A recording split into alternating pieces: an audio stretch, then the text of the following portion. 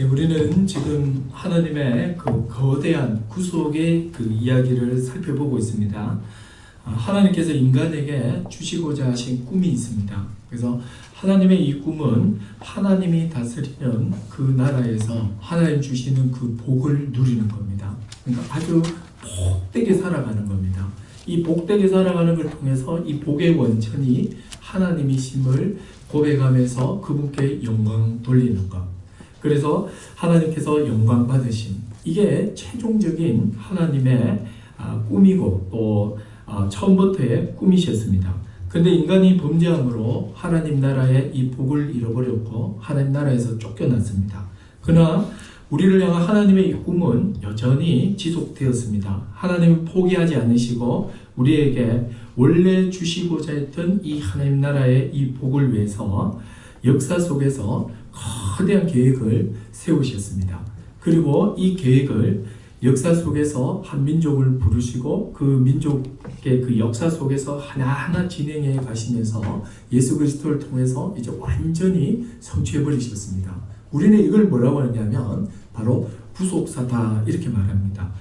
여러분, 이 구속사라는 것은 하나님이 원래 우리에게 주시고자 했던 그것을 회복시켜 주는 겁니다. 그래서 저는 기독교를 좀 뭔가 이렇게 금욕주의적이며 기독교를 뭔가 이렇게 좀 이렇게 막 절제를 너무 해야 되기 때문에 자기의 자유가 제한되는 것 같고 억압되는 것 같고 이런 부정적 느낌을 주는 것은 하나님의 의도와 완전히 다릅니다.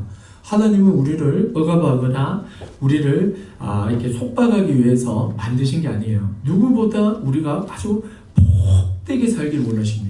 이 복되게 살아가면서 이 복의 모든 원천이 하나님이신 것을 고백하는 것. 이렇게 해서 하나님께 영광 돌리는 거예요. 이게 하나님께서 우리에 향한 주님의 뜻이라는 겁니다. 그래서 우리는 지금 이 창세기부터 하나님의 이 구속 역사를 살펴보는 겁니다. 창조와 타락을 지나 노아의 홍수 그리고 바벨탑 사건을 지난 뒤에 하나님께서는 한 사람 아브라함을 부르시고 언약하셨습니다. 그리고 그 언약은 이삭, 야곱, 요셉에게 이어졌고 이스라엘 역사 속에서 조금씩 성취된 겁니다. 그래서 여러분, 구약에서 아브라함이 절대적인 그 위치 절대적으로 중요합니다. 왜냐하면 창조, 타락, 구속, 또 노아 홍수, 바벨탑 이렇게 거대한 어떤 그런 인류 역사의 흐름이 있다가 갑자기 하나님께서 한 사람을 탁 찍어 부르시는데 그게 누구냐면 아브라함이고, 아브라함에게 뭘 약속했냐면 타락 이전에 구체적으로 하나님께서 말씀하셨던 그 하나님 나라에 대한 약속을 해버리시는 거예요. 그래서 내가 너에게 하나님 나라를 이루겠다 이러면서 아주 명시적으로 분명하게 이야기해버리는 거죠. 땅과 자손과 복에 대해서 이야기를 하죠. 그리고 이 언약이 이제 이삭, 야곱, 요셉에게 이어지고 이스라엘 역사 속에서 이렇게 진전되면서 성취되는 거예요. 그래서 하나님은 아브라함에 약속하신 대로 애굽에서 이스라엘 민족을 요셉을 먼저 보내가지고 애굽에서 민족을 이루시게 하시고 또 땅을 주기 위해서 출애굽을 시키시고 그리고 이제 어느 정도 민족이 이렇게 형성이 됐을 때는 시내산에서 이제 이스라엘과 언약을 맺으시죠. 그래서 이제 공식적인 왕으로 등극합니다. 이스라엘은 거룩하신 하나님의 백성이 되는 거죠. 거룩의 방식은 두 가지라고 그랬잖아요. 거룩하신 그분께 접촉되거나 그분에게 이렇게 소유가 되면 거룩해집니다. 그래서 이제 거룩하신 하나님께서 이스라엘을 소유를 삼음으로 이제 이스라엘은 거룩한 백성이 되시고 또 왕이시기 때문에 친히 언약대로 자기 백성과 함께하기 위해서 성막을 만들게 하고 그리고 그 성막에 거하시는 거예요. 그래서 이 성막은 이스라엘의 왕이신 거룩하신 하나님의 궁전입니다. 이곳에서 하나님께서 거하시면서 이스라엘을 만나주시고 말씀으로 율법으로 거룩한 자기 백성을 다스려 나가시는 겁니다. 거룩하신 하나님께서는 자기 백성과 함께하기 위해서 죄로 오염된 이 세상에 들어오신 거죠. 거룩하신 하나님 앞에 서기 위해서는 하나님께서 일러주신 대로 순종해야 됩니다. 그리고 제사를 통해서 죄의 문제를 반드시 해결을 해야 됩니다. 그렇지 않으면 이 오염된 세상 가운데 계시는 거룩하신 하나님을 만날 수가 없습니다. 그래서 하나님께서는 한 달 동안 특별히 이제 시내산에서 뭐 언약 맺고 율법 다 주시고 한 10달 가까이 머물렀잖아요. 그리고 이제 바로 떠나면 되는데 또다시 모세를 회막으로 불러다가 한 달 동안 자세하게 죄를 어떻게 씻을 수 있으며 어떻게 죄를 해결할 수 있는지 가르쳐 줍니다. 그리고 이 세상은 거룩의 관점에서 거룩이 있고 거룩하지 않은 이런 그 세속적인 게 있다. 그리고 이 세속적인 것은 정결한 것과 부정한 게 있다. 이러면서 무엇이 부정하며 무엇이 정결하며 무엇이 죄며 이런 걸 일일이 다 가르쳐 주시는 거예요. 그리고 이 죄를 범했을 때는 어떻게 해결해야 되는지 제사법까지 다 가르쳐 주십니다. 그것을 낱낱이 가르쳐 주시고 그걸 모세가 다 기록을 했는데 그게 바로 레위기라는 거예요. 그래서 이 레위기는 이 큰 흐름 속에서 있다는 거 아시고 또 레위기의 5대 제사가 이제 그 하나님 이렇게 죄를 해결하는 거룩하신 하나님 앞에 나가는 가장 중요한 의식입니다. 그래서 오늘 이제 우리는 5대 제사 중에서 마지막 5번째가 남았어요. 바로 이 속건제를 이제 다룰 겁니다. 제가 오늘 그 주보 속에 지금까지 했던 그 5대 제사를 제가 드렸습니다. 그거 보시면은 설교했던 내용들을 최대한 요약을 해서 했는데 성경책에 붙여 놓으시고 계속 좀 보면 좋겠다 싶습니다. 그래서 오늘 이 속건제가 여러분 이 속건제에 대한 이해가 지금 교회 안에 너무 없어요. 그러다 보니까 어떤 현상이 일어나느냐면 이렇게 죄를 하나님과만 해결되면 끝난다는 의식이 아주 팽배합니다. 그러다 보니까 신앙적으로는 보일지 모르겠지만 굉장히 비도덕적인 사람이 너무 많은 거예요. 이게 왜냐하면 속건제의 성격을 몰라서 그래요.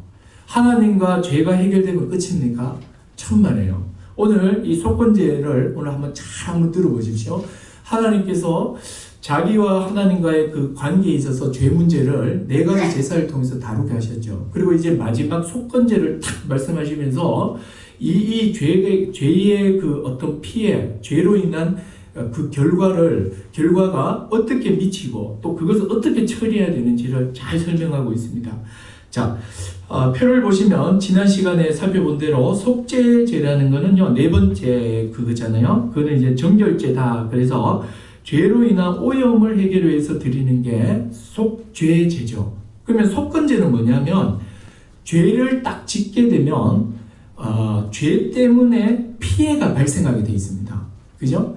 여러분 죄는 딱 짓게 되면 거룩을 손상시키는 것도 있고 오염시켜 버린다고요. 요 면도 있고 또 하나는 죄를 딱 짓게 되면 반드시 이 죄는 피해를 발생시킨다는 거예요. 도둑질을 하면 다른 사람의 소유에 피해를 입히죠. 또 폭력은 신체에 상해를 입히는 거죠. 또 저주를 하면요, 그 사람 마음에 큰 상처를 입혀버리는 거예요.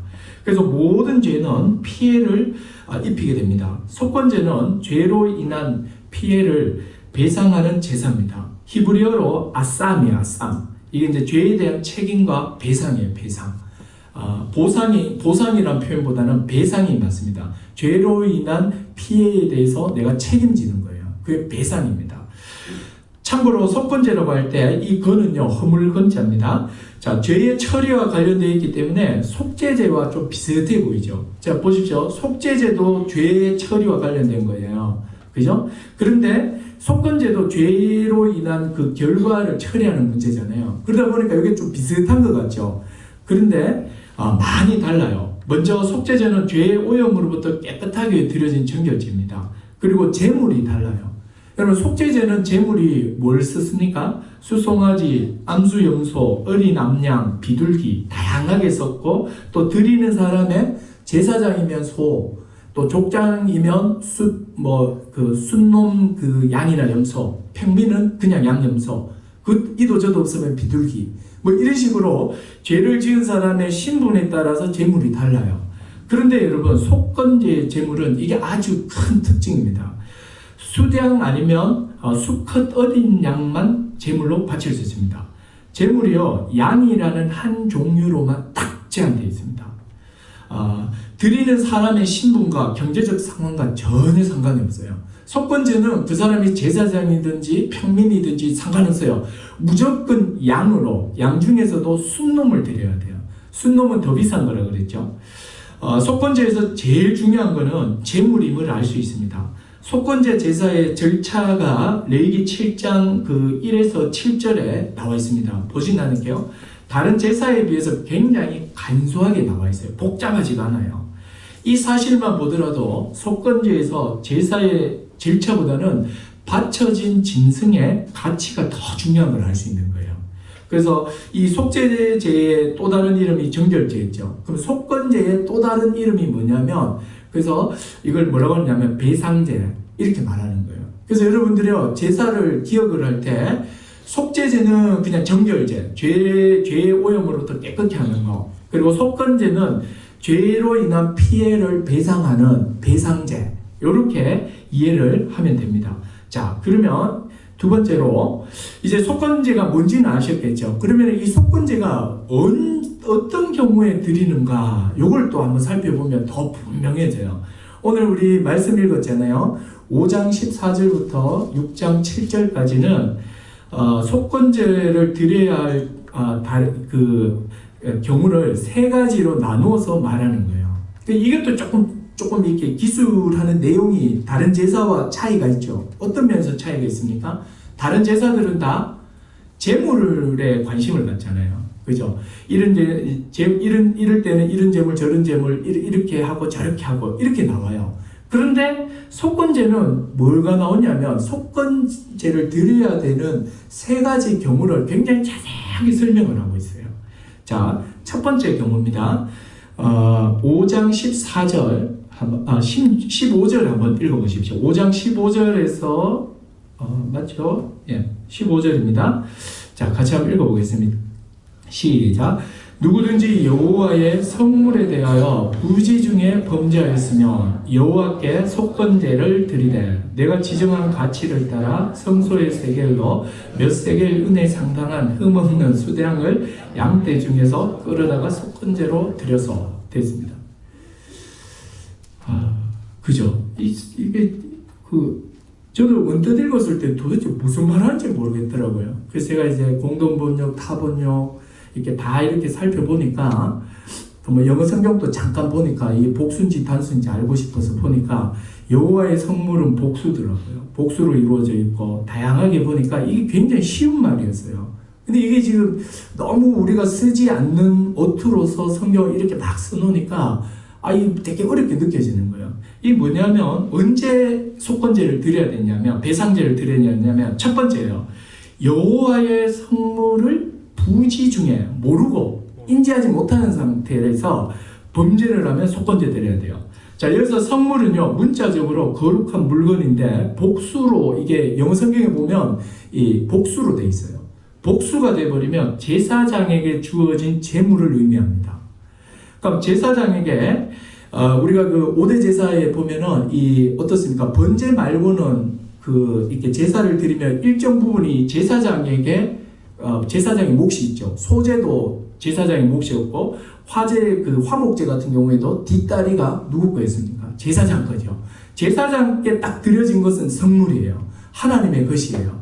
그런데 제사장에게 드려지는 이 제물은 제사장과 제사장 가족만 먹어야 돼요. 근데 모르고 부지 중에 제사장이 아닌 사람이 성물을 딱 먹게 되버리면 어떻게 된다는 거예요?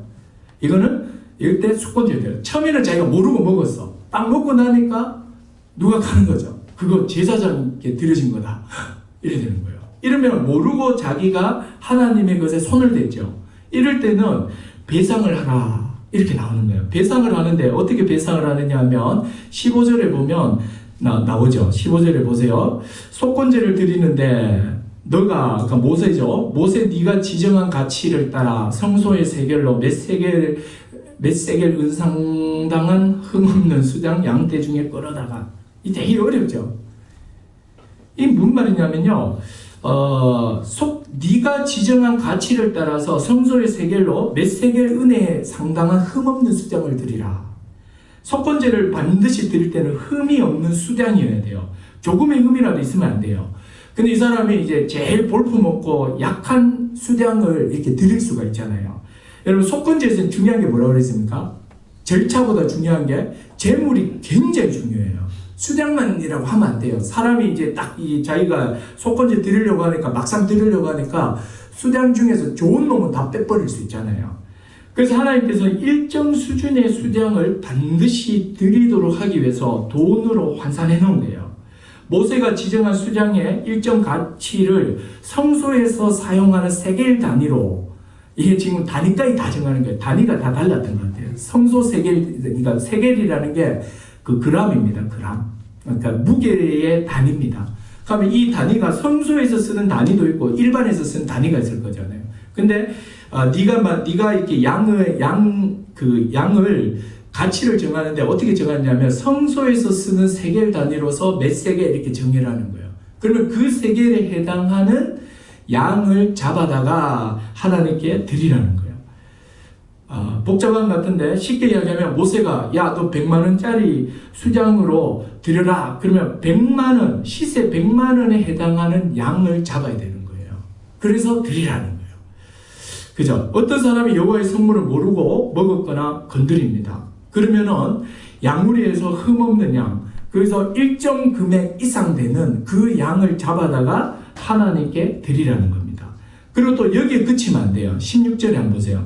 여기에 그치지 않고 어떻게 하라고 합니까? 성물에 대한 잘못을 또 보상을 해야 돼요. 어떻게 보상하냐면 자기가 먹은 거에 더해서 5분의 1을 더해서 또 누구한테 줘야 돼요? 제사장한테 주게 돼 있어요. 그죠? 자, 이게 이제 첫 번째 경우예요. 자, 그 다음에 두 번째 경우입니다. 자, 두 번째 경우가 17절에서 19절에 나와 있습니다. 자, 이거 17절 같이 한번 읽어볼게요. 시작.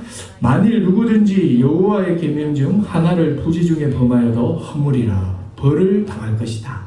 자, 여호와의 계명, 그러니까 뭐 모든 계명 같은데 그게 아니고 첫 번째 그 계명과 같은 계명이에요. 그러니까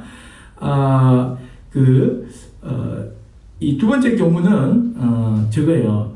여호와의 그 성물을 손을 대긴 됐는데 첫 번째 경우는 여호와의 성물을 모르고 먹었죠. 근데 자기가 시간이 지나고 그게 먹을 때는 몰랐는데 먹고 나서 이게 성물인 줄 알아버린 거예요. 이런 경우고, 두 번째 경우는 뭐냐면 이런 거예요. 좀 찝찝할 때예요. 뭐냐면 얼마 전에 이웃 집사람이 준 양고기를 먹었어요. 근데 이 양고기가 시간을 너무 배가 고파서 그냥 허겁지겁 먹었어요. 아무 문제 없이 먹었어요. 근데 이제 시간이 또 지나고 나니까 이웃집 그 사람은 이게 성물이 아니라고 이야기는 하는데, 근데 아무래도 자기가 찝찝해. 마음속에 마치 저게 분명히 성물 같아. 하나님께 드린 것 같아. 그 자꾸 의심이 드는 거죠. 먹을 때는 아무 생각 없이 배고파서 먹었는데 지금 생각해 보니까 왠지 성물 같은 느낌 들 때가 있죠. 그럼 자꾸 의심이 생기죠. 그래서 하나님 앞에 계속 양심의 가책이 자꾸 느껴지는 거예요. 이러면서 내가 막 하나님한테 이러다가 내가 저주받는 거 아닐까? 뭐 이렇게 온갖 막 이렇게 좀 이 사람들 중에는 좀 신중하고 생각이 극단으로 간 사람들 있잖아요. 거기에 막 시름시름 앓고 있는 거예요. 이때도 어떻게 부라는 거예요? 속건제를 드려서 양심의 가책에서 어떻게 하라는 거예요? 이 양심의 가책을 해소하고 진정시키기 위해서도 속건제를 드리게 되는 거예요. 이게 두 번째 경우예요. 여러분 이런 경우 있잖아요. 왠지 자신이 많이 실수한 것 같고 분명히 상처를 준 것 같아. 근데 자꾸 양심의 가책이 올라와. 근데 그 사람을 보면 괜찮아. 근데 내가 돌아보니까 그 사람이 나 같으면 상처받았겠다. 근데 내 말하기에는 또 애매해.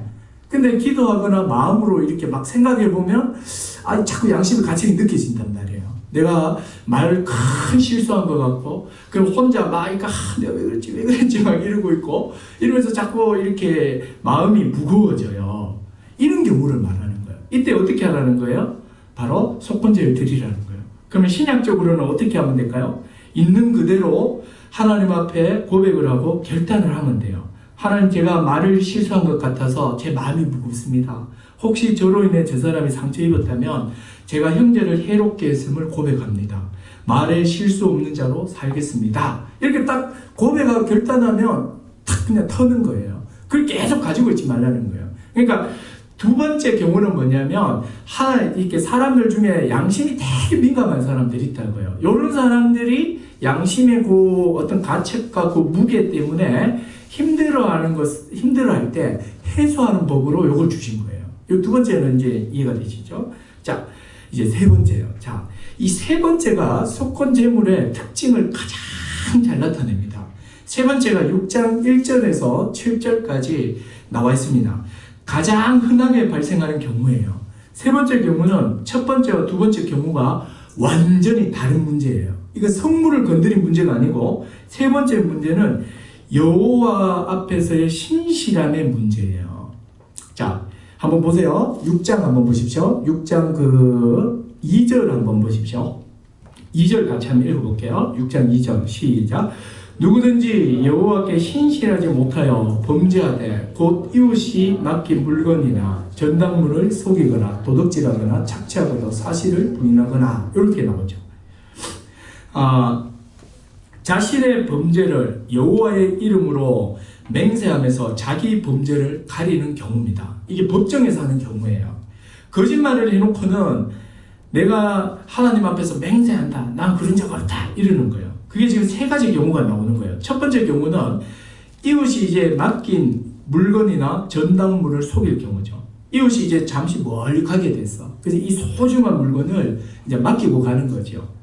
또는 돈이 없어서 소를 맡기면서 저당 잡혀서 돈을 빌리는 거죠. 자, 그리고는 이제 맡긴 물건을 찾으려고 이웃이 왔어. 그러니까 이 사람이 딱 잡아떼는 거야. 아니, 언제 나한테 그런 거 맡겼냐?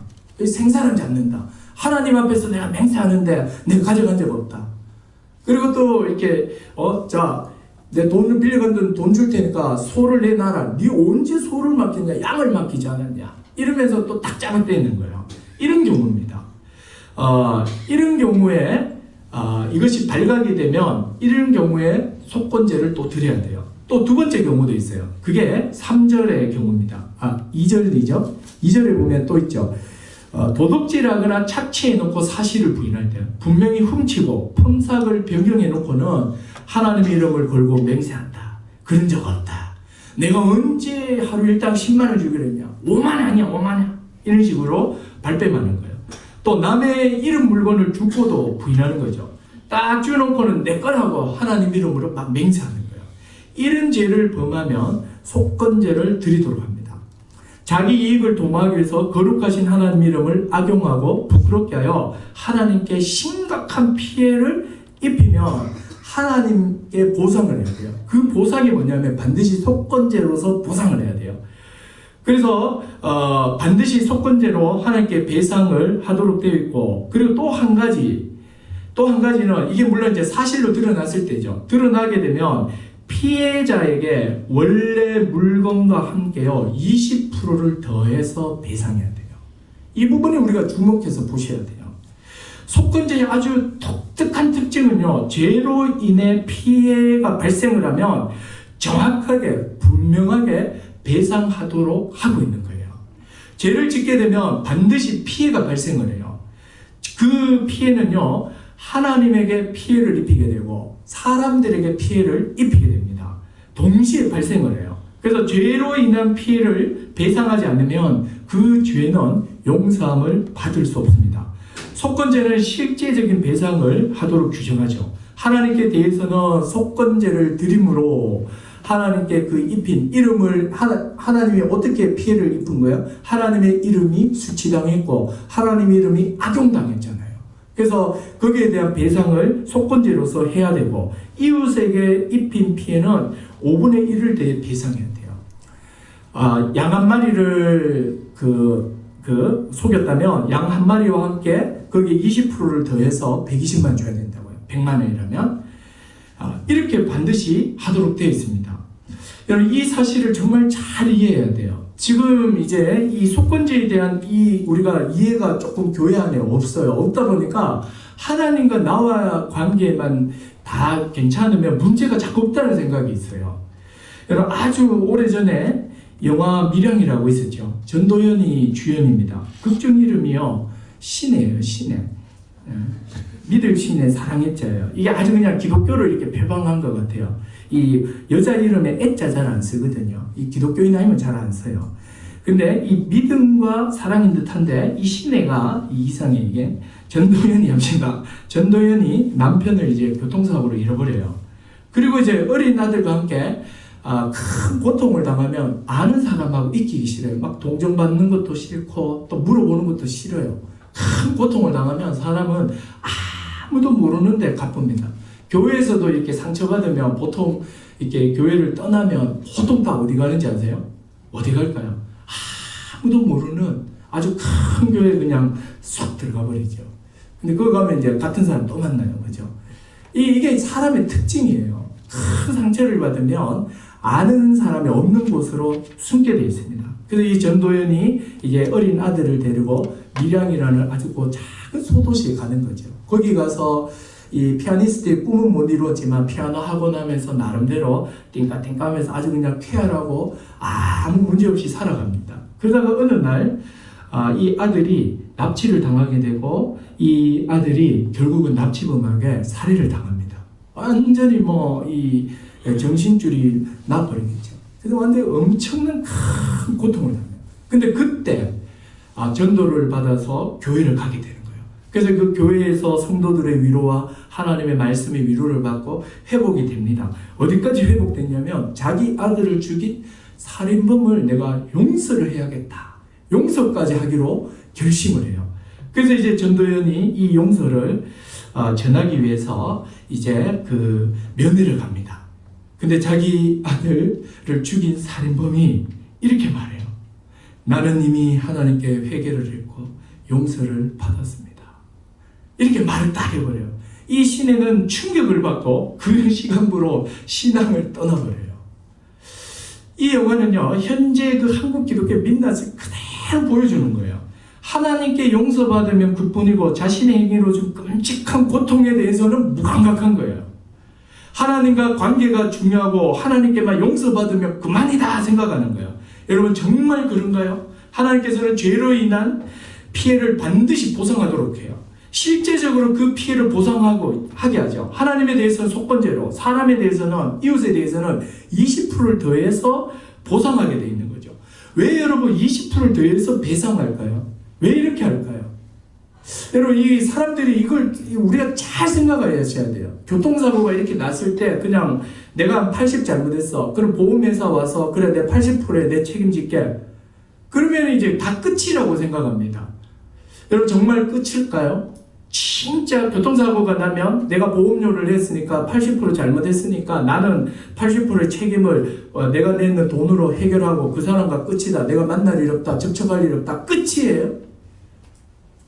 여러분 잘 생각하셔야 됩니다. 하나님께서 왜 피해를 이웃에 대해서 피해를 입었을 때는 원금과 함께 원금의 20%를 더해서 그 보상 배상을 하게 하실까요? 그 이유가 어딘지 아세요? 여러분 죄가 왜 나빠요? 죄는 피해를 일으킨다고 그랬잖아요. 예, 근데 그 죄가 피해를 일으켜요. 그러면 그 피해라는 게 뭡니까? 단순히 물적 피해가 아니에요. 물적 피해가 아니라 죄가 딱 들어오면은 하나된 관계를 어떻게 됩니까? 깨뜨려버려요. 관계를 파괴시키는 게 바로 죄입니다. 죄는요, 분열시켜버려요. 사람들과의 관계를 껄끄럽게 만들며 불편하게 만들며 사람과 등지게 만드는 게 죄예요.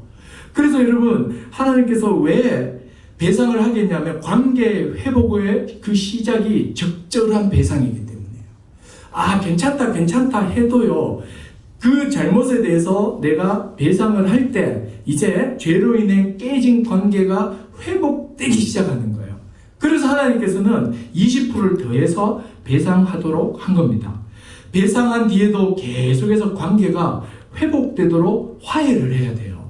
여러분 그래서 이런 생각으로 우리가 이 자동차 사고가 나면 보험만으로 처리하려고 하면 안 돼요. 혹시 보험 때문에 이렇게 내 사고 때문에 저 사람이 고통을 당했고 힘들었을 텐데 이렇게 생각하면서 그 사람과의 지인이 아니더라도 그 관계를 소중하게 생각하고 안 다치도록 생각해야 돼요. 그래서 어렵지 않잖아요.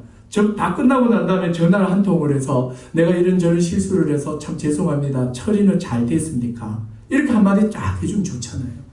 근데 이제 회사 가보니까 우리 사장님 아들이었어. 막 이런 영화 같은 일들이 막 일어날 수 있잖아요. 그죠? 그래서 우리가 생각해야 돼요. 그 자녀들한테도요, 어려서부터 철저하게 이 의식을 가르쳐야 돼요. 잘못을 하면 반드시 피해가 발생하게 되고 피해는 보상해야 된다. 피해 보상은 관계 회복의 시작이다. 그래서 관계가 처음으로 돌아갈 때까지 그 시작이 보상이고, 보상 이후에는 원래 관계로 돌아갈 때까지 계속해서 화해시키고, 그래서 어려서부터 이걸 계속 가르쳐 주셔야 돼요. 그러니까 네가 잘못했고 사과했지 됐다, 보상했지 됐다, 이러면 안 돼요. 보상하는 목적은 죄로 인해서 깨진 관계를 회복하는 것이 목적이기 때문에 관계가 다시 예전처럼 되도록 도와줘야 되는 거죠. 이게 여러분 속건제가 가지고 있는 의미입니다. 여러분 교회가 원래 하나님께서 이 사람을 한 몸으로 만들어 놨잖아요. 아담과 하와가 한 몸이요 한 관계요 하나잖아요. 죄가 들어오면서 개별된 분열된 자아로 다 살아갔잖아요. 그러다가 이제 우리 주 예수 그리스도를 믿을 때에 그리스도 안에서 한 몸, 한 가족이 되어버렸잖아요. 그래서 이제는 이 하나됨을 철저히 지켜나가야 돼요.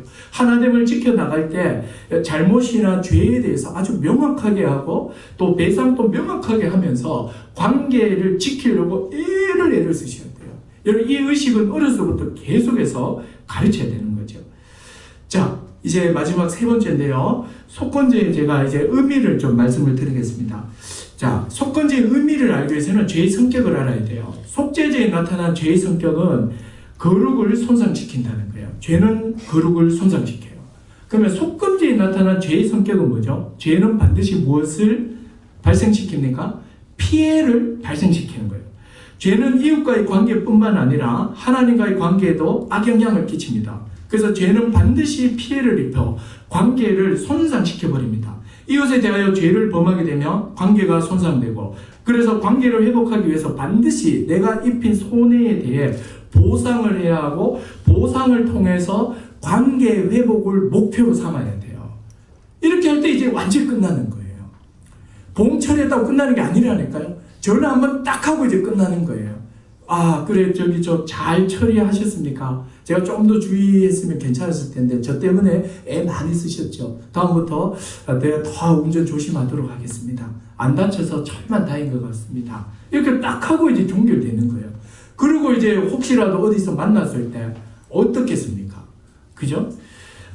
여러분, 번제가 하나님과 우리 사이에 화목을 가져왔다면, 속죄제는 우리에게 정결을 가져오죠. 속건제는요, 죄의 값을 지불함으로 배상을 가져오는 거예요.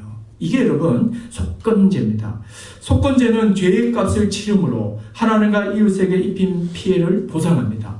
특히 주목할 것은 우리가 죄를 지으면 하나님께 피해를 입힙니다. 우리가 보상하지 않으면 하나님 앞에 설 수가 없어요. 우리 주 예수 그리스도께서 우리의 속건제가 되셨기 때문에 우리는 어떤 보상도 없이 우리가 지금 이렇게 와서 예배를 드리는 거예요. 원래는 여러분, 범죄한 사람은 하나님께 피해를 입었기 때문에 반드시 배상을 하고 보상을 하고 하나님 앞에 나와야 돼요. 근데 우리는 그런 거 없잖아요. 어떤 사람들은 헌금이 그렇게 배상이다 이렇게 생각하는 분도 있을 수 있는데, 헌금은 배상 아닙니다. 이거는 그냥 헌신과 감사의 뜻이죠. 자, 이사야서 한번 가보십시오. 이사야서 53장 1절에서 7절 한번 볼게요. 자, 여기 보면 예수 그리스도가 속건제 되심이 아주 분명하게 나와 있습니다. 자, 53장 1절에서 먼저 6절까지 우리 교도하도록 하겠습니다. 구약 성경이에요. 1033페이지입니다. 자, 1033페이지 구약 성경 53장 1절에서 6절 우리 천천히 교독해 볼게요. 제가 먼저 읽겠습니다. 53장 1절. 우리가 전한 것을 누가 믿었느냐? 여호와의 팔이 누구에게 나타났느냐?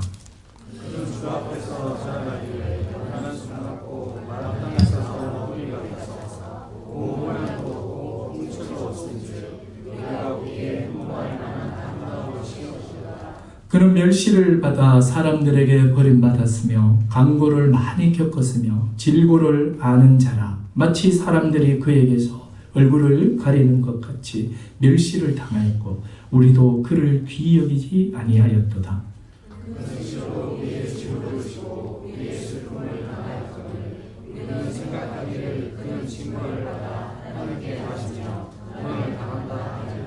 그가 찔림은 우리의 허물 때문이요 그가 상함은 우리의 죄악 때문이라. 그가 징계를 받음으로 우리는 평화를 누리고 그가 채찍에 맞음으로 우리는 나음을 받았도다. 우리는 다 양 같아서 그를 행하여 각기 제게로 갔거늘 여호와께서는 우리 모두의 죄악을 그에게 담당시키셨도다. 2절에 보니까 이 이사야서 말씀은요 고난받는 종의 죽음에 대한 묘사인데 2절에 보니까 그는 연한 순 같고 마른 땅에서 나온 뿌리 같아서 볼품이 없대요. 메시아가 아주 미천한 보잘것없는 집안에서 태어난다는 말씀입니다. 그리고 아주 평범한 분으로 이 땅에 오신다는 거죠. 그리고 3절에 보니까 뭐라고 합니까? 그런 멸시를 받아. 이런 분이 거룩하고 순결한 삶을 사셨는데 메시아가 멸시를 받고 사람들에게 버림을 받고 강고와 질고와 겪었다. 이렇게 나오고 또 5절과 6절에 보십시오. 그가 찔림인 우리의 허물 때문이고 그가 상함은 우리의 죄악 때문이다. 그가 징계받아서 우리가 평화를 누리고 채찍에 맞음으로 우리가 나음을 얻었다. 6절 우리는 다 뭐 같다고요? 양 같아서 그리 행했는데 각기 지갈 길대로 갔는데 여호와께서는 이런 우리 모든 죄악을 고난받는 종 메시아 우리 주 예수 그리스도에게 다 담당시키셨다. 고난의 종이 우리 대신 고난을 다 받았대요.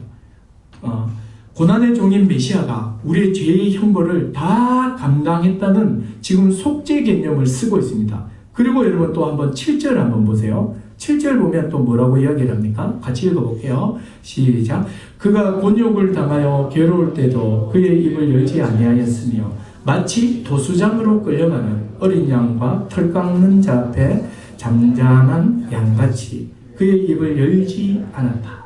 고난의 종이 도살장으로 끌려가는 어린 양과 같아요. 메시아의 신 예수님이 성막에 드려지는 희생양이에요. 우리는 이 그림이 알아요. 누군가가 이렇게 죄를 짓게 되면 자기 재물을 제사자가 끌고 가는 거죠. 우리에게는 하나님의 성전이지만 이 동물에게는 그 성전이 도살장입니다. 그 도살장으로 이렇게 끌고 가는 거예요. 끌고 가서 어떻게 한다는 거죠? 끌고 가서 거기서 잡는 거예요. 지금 예수님의 죽음이 바로 성막에 드려졌던 제물임을 분명히 말하고 있습니다. 그리고 53장 10절을 한번 보십시오. 이 제물의 성격이 53장 10절에서 분명히 딱 말해버립니다. 자, 같이 한번 읽어보겠습니다. 시작. 여호와께서 그에게 상함을 받게 하시기를 원하사 질고를 당하게 하셨은즉 그의 영혼을 뭘로 드렸다고요? 속건 제물로 드리기에 이르며 됐습니다. 고난의 종의 죽음, 우리 주 예수 그리스도의 죽음이 무엇이라고 합니까? 바로 속건 제물로서의 죽음이다. 지금 이렇게 말하는 거예요.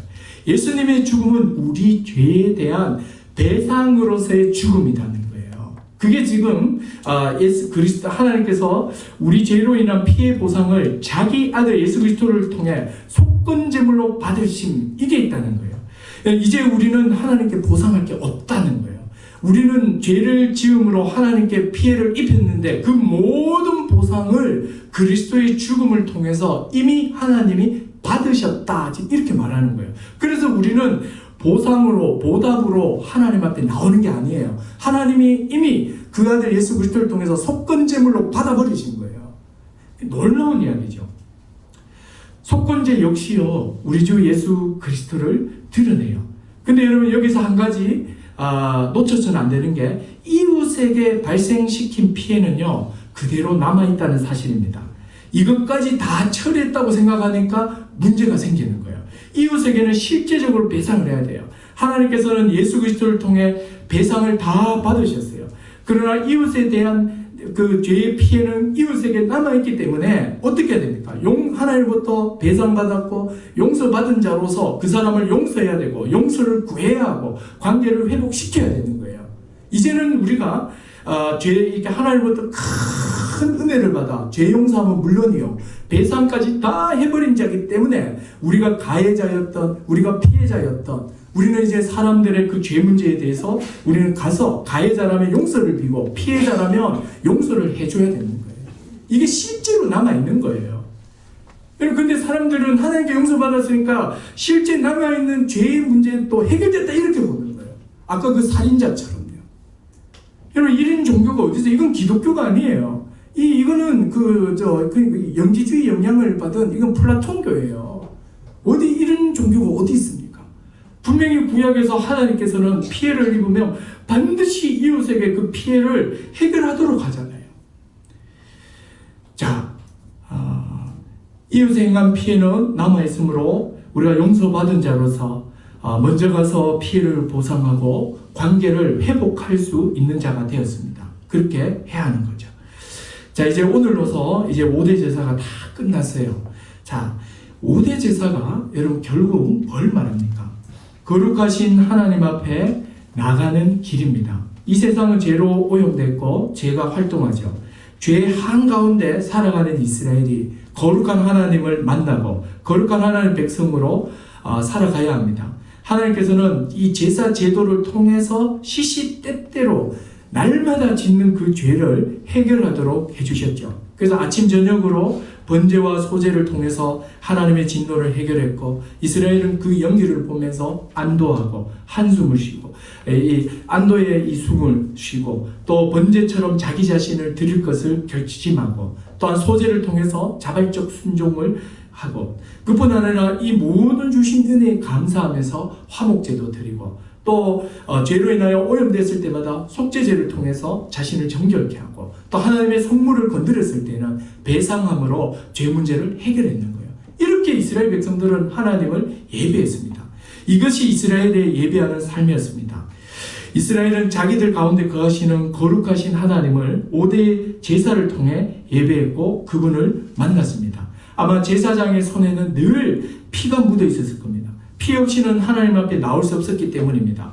이스라엘 백성은 5대 제사를 통해서 이 제사자가 직접 제물을 다 잡았잖아요. 그래서 이 죄가 얼마나 무섭고 또 악한 건지 잘 알았을 겁니다. 번제를 통해 하나님의 그 무서운 진노를 아침 저녁으로 봤을 거고, 무엇보다 제물을 준비하는 것을 통해서 하나님을 만나는 것, 이 거룩하신 하나님의 그 무게를 알았을 겁니다.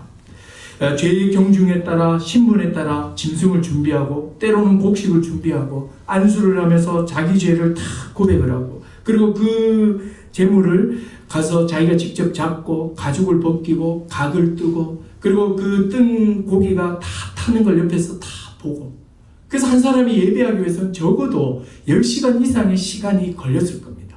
이스라엘 백성은 함부로 아무렇게나 하나님을 만날 수 있는 분이 아님을 이런 번거로웠지만 이런 절차를 통해서 그들은 늘 알았던 거죠. 근데 여러분, 우리는 지금 이스라엘 백성처럼 짐승의 피를 손에 묻히지 않아요. 죄로 인한 피해를 보상하지도 않아요. 우리 주 예수 그리스도가 이 모든 제사를 다 성취해버렸기 때문입니다. 예수님은 대제사장이시며 동시에 자기 자신이 번제도 되시고 소제도 되시고 속죄제도 되시고 또 화목제물도 되시고 속건제도 되시는 거예요. 그리스도가 자식이 대제사장이 돼서 자신이 모든 제물이 돼서 이 제사를 다 십자가에서 다 이루어버린 거예요. 그래서 그리스도의 피를 믿는 자는 그리스도 안에서 죄로 인한 모든 여파들이 다 해결됐다, 이렇게 하나님이 선언해 주시는 거예요. 믿음으로 이 모든 제사가 성취되었기 때문에 우리는 그리스도를 믿음으로 누구든지 나와서 예배하는 거죠. 지난주에 말씀드린 것처럼요, 장막 안에 계신 하나님과 지금 우리의 예배를 받으시는 하나님은 동일하세요. 거룩하신 하나님께서 성령으로 지금 여기 우리 가운데 계십니다. 시내산에 땅이 진동하며 천둥과 번개로 임재하신 그 거룩하신 하나님이 여기 계신다고요. 또 지성소에 내가 거룩하니 너희도 거룩하라고 말씀하신 그 거룩하신 하나님이 성령으로 믿는 자들 가운데 지금 여기에 계신다는 거예요. 근데 여러분, 예배가 언제 무너지는지 아십니까? 하나님의 이 임재의식이 사라질 때 예배는 급격하게 무너져요. 하나님께서 지금 여기 이곳에 성령으로 자기 백성과 함께 백성 가운데 임해 계신다는 이 임재의식이 사라질 때 예배는 무너져요. 예배는 생기를 잃고 냉랭해지며 두려움이 없어지고 경박스러워지고 매너리즘에 빠지기 시작하고, 형식은 있으나 마음은 멀어지고, 그러면 이것을 심각하게 여긴 또 교육자들은 이 예배를 기획을 해야 되고, 그래서 무슨 콘서트처럼 감동을 주려고 해야 하고, 여러분, 하나님의 임재의식이 없기 때문에 이 모든 일들이 벌어집니다. 여러분, 임재의식이 없으면 예배를 기대하지도 않아요. 하나님의 역사를 더 이상 기대하지 않고 빨리 해치우고 싶을 마음뿐이에요. 하나님의 백성이 타락할 때 언제나 나타나는 게 뭐냐면 형식적 예배입니다. 말라기 1장 13, 14절 제가 읽어볼게요. 한번 들어보십시오. 만군의 여호와가 이르노라. 너희가 또 말하기를 이 일이 얼마나 번거로운고 하며 코웃음치고 훔친 물건과 저는 것, 병든 것을 가져왔느니라. 너희가 이같이 봉헌물을 가져오니 내가 그것을 너희 손에서 받겠느냐? 이는 여호와의 말이니라. 짐승떼 가운데서 수컷이 있거늘 그 서원하는 일에, 여러분, 서원하면 서원이 이루어지면은 드리는 것이 화목제 중에 서원제잖아요. 근데 그 서원하는 일에 흠 있는 것으로 속여 내게 가져온 자는 저주받는다는 거예요. 왜 저주받죠? 나는 큰 임금이며 내 이름은 이방 민족 중에도 두려워함이 됨이라. 나는 만군의 여호와이기 때문이라는 거예요. 여러분, 왜 이렇게 훔친 물건, 병든 거, 제사 드리는 것 자체를 막 번거롭게 여기고 억지로 망하고, 이 태도가 뭐냐면 만군의 여호와와 너무나도 어울리지 않는 거예요. 도대체 하나님을 어떤 분으로 여기냐는 거예요. 가정집 수호신 정도도 안 여기고 있는 거예요. 그래서 하나님께서 여기에 대해서 분노하시면서 이런 자는 저주를 받는다, 이렇게 말하는 거예요. 이 번거로움, 이 모든 번거로움은 어디서 왔는지 아세요? 하나님의 임재의식의 부재에서 온 거예요. 그들은 말씀을 떠났고 말씀을 떠나자 그들의 왕이신 하나님의 다스림에서 떠나는 거죠. 그 결과 그 가운데 계신 하나님의 임재에 무관심한 거예요. 여러분, 우리도 똑같습니다. 일주일 동안 내가 하나님의 백성임을 알고, 하나님의 백성은 세상의 어떤 가치, 규율, 규칙보다 더 상위법인 하나님의 말씀, 하나님의 법을 따르는 자다, 그분의 다스림이 있다는 것을 믿으면서 세상은 이렇게 가도 하나님 더 높으신 그분의 뜻이 무엇인지를 생각하고 거기에 맞게 내가 순종하며 살아가는 자는 그분의 다스림 안에 있기 때문에 그분의 임재의식 속에 계속 사는 거예요. 그런데 세상은 세상이고 교회는 교회다, 교회법이 세상법하고 다르다, 교회법으로 세상법을 살려고 하면 망한다. 정말 망합니까?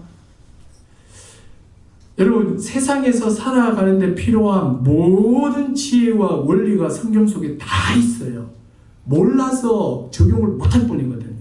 이렇게 생각하기 시작한다면 우리는 예배가 번거로워지기 시작하고 하나님의 임재의식이 계속해서 약화돼서 없어지고 결국에는 예배가 가장 곤욕스러운 게 되는 겁니다. 여러분, 우리는 주 예수 그리스도를 믿음으로 왕의 지성소에 언제든지 들어갈 수 있게 됐어요. 우리가 지금 거하는 우리 자신이 하나님이 거하는 거룩한 지성소가 됐다고요. 성령의 사람이 모인 이곳에 하나님이 성령으로 임재해 계신다. 여러분, 이 의식 하나만 붙들고 한 주 살아보십시오. 그럼 여러분, 예배 드릴 때 어떻게 되겠습니까? 적어도 전날 준비할 것 같아요. 설교 본문을 읽어보고 또 예물을 준비하며 또 최상의 컨디션을 위해서 조금 일찍 자주고, 그리고 아침에 자고 일어나자마자 예배를 위해서 기도하는 거예요. 주님, 오늘 복된 주일에 안식, 하나님이 약속하신 안식을 허락하여 주십시오. 주에 흩어진 주의 백성들이 모여 한 자리에서 주님을 온전히 예배하는 시간 되게 해달라고, 이렇게 하면서 이 주일을 보내는 거예요. 여러분, 이제 말씀을 정리하겠는데요. 예배와 관련해서 저는 결국은 우리의 문제는 우리가 예배하는 그분이 어떤 분인지를 몰라서 그렇다는 거예요. 말라기에 있는 것처럼 그분은 만군의 여호와예요. 만군이에요. 왕들의 왕이라는 거예요. 그 아주 위대하고 크신 분이에요. 우리의 어떤 말투 하나, 행동 하나가 뭐냐면 그분이 어떤 분인지, 그분의 크기를 우리가 막 나타내는 거예요. 세상에 늦잠 자가지고 늦을 수 있습니까? 막 옷 준비한다고 늦을 수 있나요? 화장실 간다고 늦을 수 있나요? 만약에 그런 하찮은 여러 이유 때문에 예배가 늦었다면 우리는 아이에게 강력한 메시지를 보여주는 거죠. 그죠? 우리가 예배하는 분은 화장실 간다고 좀 늦어도 돼. 우리가 예배하는 분은 옷 찾는다고 좀 늦어도 돼. 아주 잘 가르쳐 주는 거예요. 그래서 여러분, 정말 적어도 아이 손을 잡고 교회 오는 사람들은 정말 이 늦는 문제는요, 이 아이가 하나님에 대해서 생각하는 신관과 연결되어 있다고요. 그래서 정말 조금 두렵고 무서운 마음으로 이걸 자꾸 생각하셔야 돼요. 내가 지금 어떤 하나님을 아이에게 지금 가르치는가? 이렇게 막 가르쳐 놓으면 나중에요, 하나님 예배하는 것이 아유 번거롭다 이렇게 되는 거예요. 좀 정말 안 그랬으면 좋겠어요. 정말 우리 교회가 정말 만군의 여호와 하나님을 알고 그분께 두렵고 떨림으로 주 예수 그리스도를 의지하여 예배하는 우리 모두가 됐으면 좋겠습니다. 기도하겠습니다. 이 시간에 우리 말씀 들었던 거 생각하면서 같이 한번 기도했으면 좋겠습니다. 여러분 기도하십시오. 예배는 교회의 존재 목적이며 또한 사명이기도 합니다. 예배에 우리가 예배하는 이 하나님은 만군의 여호와세요. 우리가 상상할 수 없이 크신 하나님입니다. 우리가 어찌 그 하나님을 가벼이 여길 수 있겠습니까? 이 시간에 같이 마음을 모아서 이렇게 기도하십시다.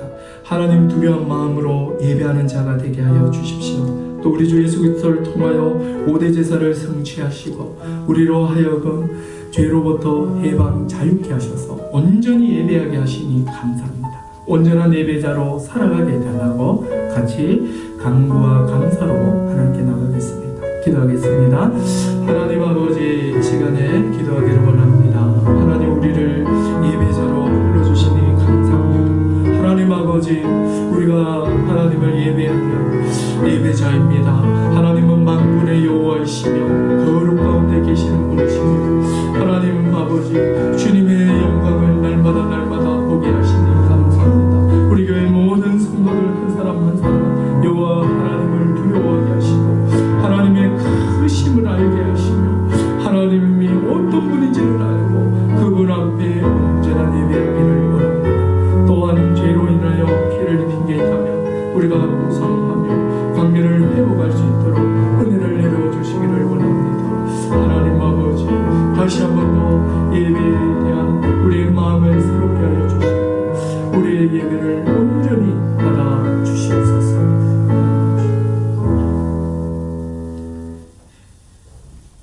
하나님 아버지, 우리 주 예수 그리스도를 통하여 우리를 예배로 불러주시니 감사합니다. 그리스도를 통해 이룬 이 놀라운 은혜를 의지하여 매주 드려지는 이 예배의 귀함을 알아 우리 하나님께 온전한 예배 드리는 예배자가 되게 하여 주시옵소서. 예수님의 이름으로 기도드렸습니다. 아멘.